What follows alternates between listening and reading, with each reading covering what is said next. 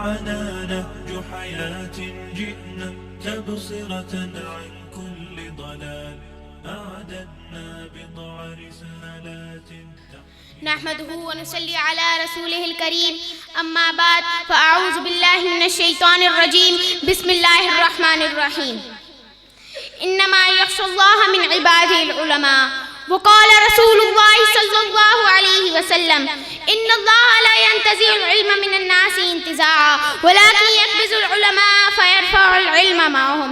قابل قدر ساتذہ کرام اور میرے ہم مکتب ساتھیوں، السلام علیکم ورحمۃ اللہ وبرکاتہ.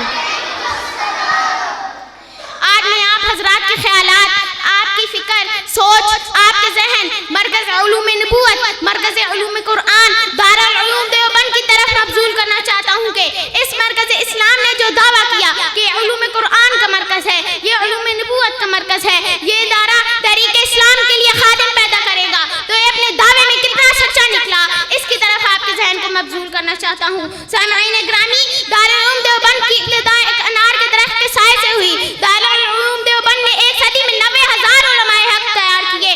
165 ملکوں میں ان کے شاگرد ہیں. پورے ایشیا میں دارالعلوم دیوبند کی دینی، مذہبی، تصنیفی، تعلیمی، قومی، ملکی، ملی اصلاحی اور فنی خدمات ہر شہر، ہر قصبے، ہر دیہات میں دن رات موجود ہیں. جب ہندوستان میں کفر کا طوفان تھا، شرک پر جمان تھا، بدعات، رسومات، رواجات میں مبتلا انسان تھا، خرافات، حجریات، اخولات کا شکار انسان تھا، اسلام پر انعام تھا، ہر کام غلط تھا، عقیدہ خام تھا، جہالت کا اندھیرا تھا، ظلم کا بسیرا تھا، گمراہی کا ڈیرا تھا، انگریز کی حکمرانی تھی، حکومت شیطانی تھی، ہر طرف حیرانی تھی، پریشانی تھی، ہر سو ویرانی تھی. جب علماء کو پھانسی پر لٹکایا گیا،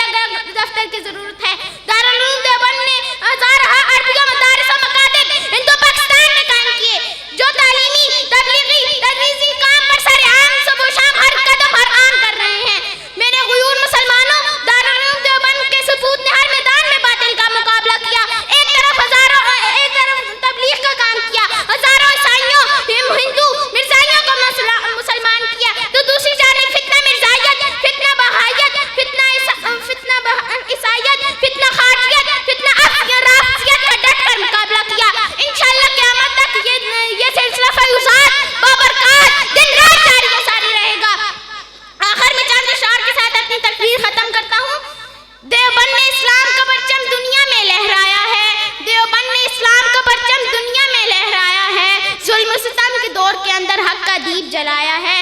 دیوبند کی تاریخ کے اندر ہر کردار نرالا ہے. دیوبند کی تاریخ کے اندر ہر کردار نرالا ہے. رب کی قسم اسلاف کا میرے ہر شاہکار نرالا ہے.